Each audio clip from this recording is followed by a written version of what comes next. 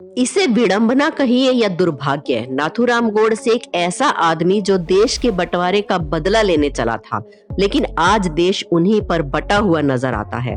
कुछ लोग उन्हें एक देशभगत के रूप में देखते हैं तो कुछ लोग उन्हें चरम कट्टरपंथी से ज्यादा कुछ नहीं मानते। संख्या बल में किस विचार के लोग ज्यादा हैं ये कहना बहुत मुश्किल है, लेकिन फिर भी ये सवाल तो बनता ही है कि आखिर एक हत्यारे पर इतनी चर्चा क्यों होती है। क्या थी इस हत्या की वजह और आखिर गोडसे को इतिहास किस रूप में याद करेगा, जानने के लिए आज इस वीडियो को अंत तक जरूर देखें।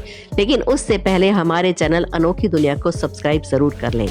जैसा कि हम सब जानते ही हैं कि 30 जनवरी 1948 की शाम 5 बजे जब गांधी संध्या पूजन के लिए बाहर आए तो गोडसे भीड़ से होकर उनके पास पहुंचे। पहले गोडसे ने उन्हें नमन किया और मौका देखते ही उनके ऊपर एक के बाद एक 3 गोलियां दाग दी। 5:17 पर देश के राष्ट्रपिता की हत्या कर दी गई। इस घटना के बाद गोडसे वहां से भागे नहीं। भीड़ ये दृश्य देखकर सन्न थी और जैसे ही वहां खड़े लोगों ने अपना होश संभाला, वो गोडसे पर टूट पड़े और उन्हें पीटने लगे। जिंदगी भर अहिंसा की रट लगाने वाले गांधी एक तरफ अधमरे पड़े थे और दूसरी तरफ उनके हिंसक समर्थक उनके आदर्शों की हत्या कर रहे थे। खैर, इसके बाद पुलिस के दखल देने पर गोडसे को भीड़ से छुड़ाकर गिरफ्तार कर लिया गया और गोडसे का नाम पूरी दुनिया ने अगले दिन अखबारों और रेडियो में शायद पहली बार सुना। एक फेमस लेखक अशोक कुमार पांडे अपनी किताब उसने गांधी को क्यों मारा में बताते हैं कि इसके बाद नाथूराम गोडसे के सभी साथी अलग थलग हो गए और गोडसे अपने एक साथी के साथ दिल्ली से कानपुर की ट्रेन में निकल गए। इस ट्रेन यात्रा के दौरान वो खुद को कोस रहे थे और उन्हें सावरकर से किया हुआ वादा याद आ रहा था। कहते हैं कि इसी यात्रा के दौरान उन्होंने ठान लिया कि अगली बार वो गांधी की हत्या का काम खुद करेंगे और किसी पर निर्भर नहीं रहेंगे। गोडसे कभी खुद एक गांधी के भगत हुआ करते थे और उन्हें एक आदर्श के रूप में देखते थे। जब गांधी का नॉन कॉरपोरेशन मूवमेंट चल रहा था तब नाथूराम गोडसे स्कूल में थे और गांधी से बहुत ही ज्यादा प्रभावित भी थे। लेकिन अचानक इस आंदोलन में हिंसा भड़क जाने से गांधी ने इसकी निंदा की और इस आंदोलन को बंद कर दिया, जो गोडसे के गांधी से दूर जाने की वजह बना। गोडसे के गिरफ्तार होने के बाद उन्होंने कोर्ट में अपनी सफाई देते हुए हत्या के कई कारण बताए। गोडसे का मानना था कि गांधी ने हर बार देश के हिंदुओं के साथ धोखा किया है। गोडसे का कहना था कि गांधी ने हमेशा मुस्लिमों के हित में ही फैसले लिए हैं। वो गांधी को एक तानाशाह बताते हुए कहते हैं कि देश में जो भी होता है गांधी के कहने से होता है। उन्हीं की मर्जी से कोई भी आंदोलन शुरू कर दिया जाता है और जब चाहे बंद कर दिया जाता है। वो शायद उस वक्त नॉन कॉरपोरेशन मूवमेंट की ही बात कर रहे थे। इसके अलावा गोडसे गांधी पर देश का बंटवारा कराने का भी दोष मढ़ते हैं। वो अपने बयान में कहते हैं कि गांधी बिना किसी विरोध के जिन्ना की मांगों के सामने झुक गए और रातों रात देश का 1/3 हिस्सा हिंदुओं के लिए विदेशी जमीन बन गया। गांधी के अनशन पर वो टिप्पणी करते हुए कहते हैं कि ये सिर्फ हिंदुओं से अपनी बात मनवाने का एक हथकंडा था। उन्हें मालूम था कि अगर वो मुस्लिम लीग के सामने अनशन की बात करेंगे तो मुस्लिम लीग साफ साफ उनकी बातें मानने से इनकार कर देगी और गांधी के मरने पर उन्हें जरा भी पीड़ा नहीं होगी। अपने इसी बयान में वो आगे कहते हैं कि अगर गांधी राष्ट्रपिता हैं तो मैं कहूंगा कि वो अपनी जिम्मेदारी निभाने में बिल्कुल असफल रहे हैं। उन्हें तो पाकिस्तान का पिता कहा जाना चाहिए। आखिर में वो ये कहते हैं कि उन्हें इस हत्या का कोई भी अफसोस नहीं है और उन्होंने गांधी को मारकर देश पर एक उपकार किया है। आपको क्या लगता है, गोडसे ने जो कहा वो सही था या गलत? हमें कमेंट्स करके जरूर बताएं। देश में अगर जितने भी लोग गोडसे को समर्थन करते हैं वो इन्हीं सभी विचारों का समर्थन करते हुए नजर आते हैं और इन्हीं तर्कों को आए दिन अलग अलग जगह पर दोहराते मिलते हैं। पर आज के समय में इन तर्कों से दूर हटकर इस हत्या का विश्लेषण करना जरूरी है। गोडसे का अकेले गांधी या कांग्रेस पर विभाजन की जिम्मेदारियों को थोपना एक बेबुनियादी बात है। देखा जाए तो सबसे पहले 2 नेशन थ्योरी देने वाले गांधी या जिन्ना नहीं बल्कि गोडसे के ही राजनीतिक गुरु थे।